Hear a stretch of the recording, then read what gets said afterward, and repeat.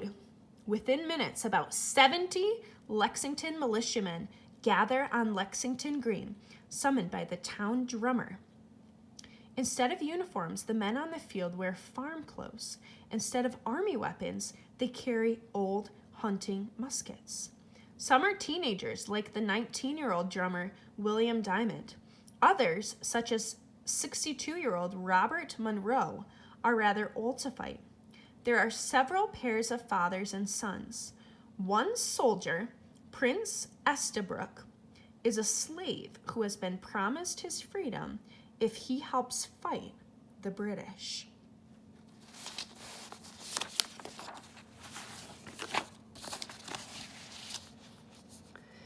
The men awaiting the British have one thing in common. They are scared, for they are about to face an army from the world's strongest nation.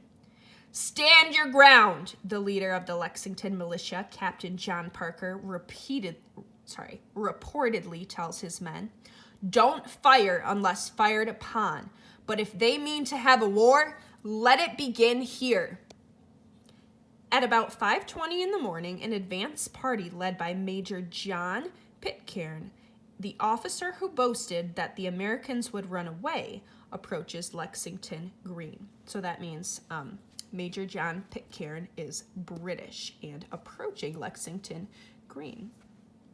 "Disperse, ye rebels, disperse in the name of the king," Pitcairn yells at the Americans. "Lay down your arms." Now, he doesn't mean literally lay your arms down. He means lay down any weapons they have. Facing the guns of several hundred redcoats, Captain Parker decides to back down. He tells his men to go home, but to remain armed. Most of the men start walking away. A few don't.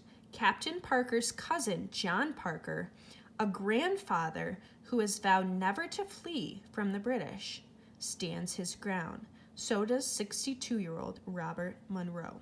Okay, so those would be a few of the people on the American side who aren't turning away from the British.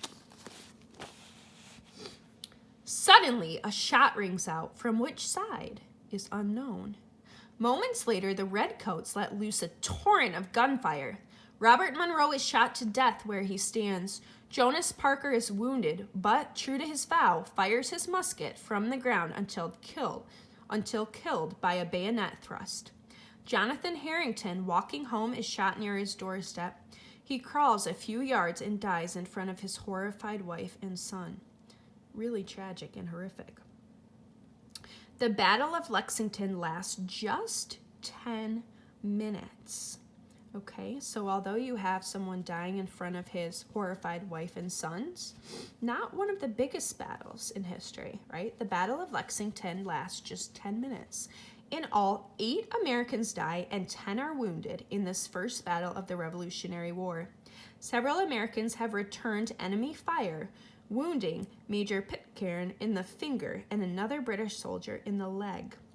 Following the battle, the entire British force meets up and heads to Concord, 5 miles to the west. They expect that most of the Americans will run away there, too. Again, you can make a prediction. Do you think the Americans will run away when the British get to Concord?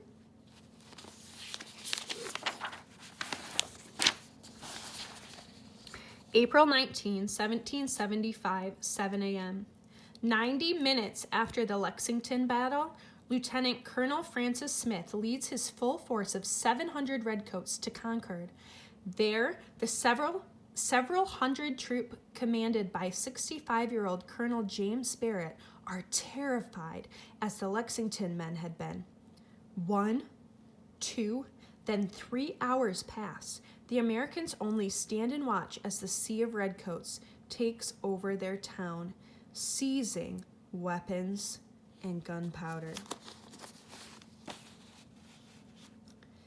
April 19, 1775, about 10 o'clock a.m.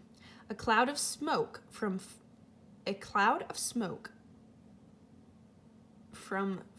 fired the British have set rises over Concord. Okay, so that means the cloud of smoke from the British firing, I believe, rises over Concord. The smoke above their town stirs something in the Americans' hearts. Will you let them burn the town down? One man asks Colonel Barrett. Colonel Barrett orders his troops to advance toward 100 redcoats guarding Concord's North Bridge. The Americans are about 200 feet away when the British fire at them. 2 Americans are killed and several are wounded, but this time the Americans don't run. "Fire, fellow soldiers, for God's sake, fire!" shouts an American officer. "Fire, fire, fire, fire, fire!" the Americans along the bridge yell.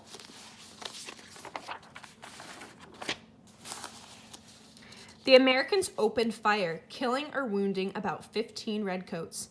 Astonished that the colonists have fought back and seeing more Americans pouring into Concord, the whole British force begins retreating toward Boston. But the Americans aren't finished. They pursue the redcoats, shooting at them from behind trees and stone walls.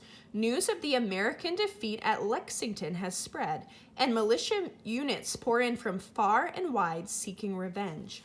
So that means because the Americans were defeated at Lexington, now they want to get revenge now that they're at Concord. It seemed as if men came down from the clouds, a British survivor later writes. About 3,600 patriots, or people on the American side, from 40 towns joined the fight, turning the road into a 20-mile-long battlefield. So Americans are hearing about this, and they all want to come to Concord for that revenge.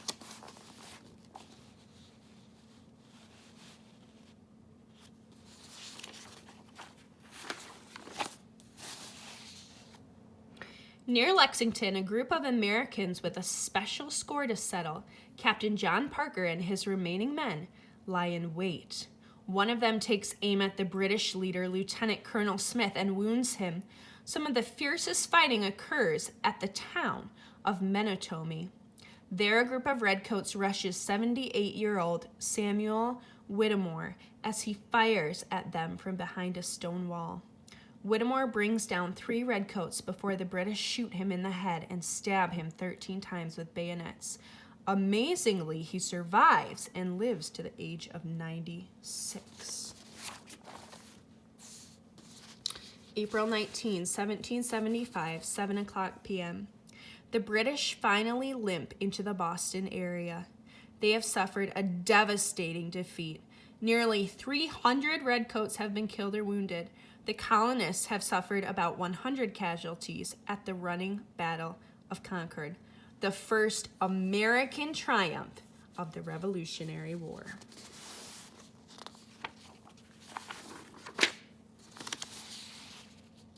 The battles of Lexington and Concord did more than begin the Revolutionary War.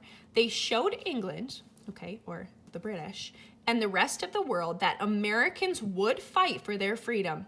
The battles were also bloody reminders that achieving independence would cost many lives. Winning the war took 8 years. Finally, on September 3, 1783, the United States and Britain signed the Treaty of Paris.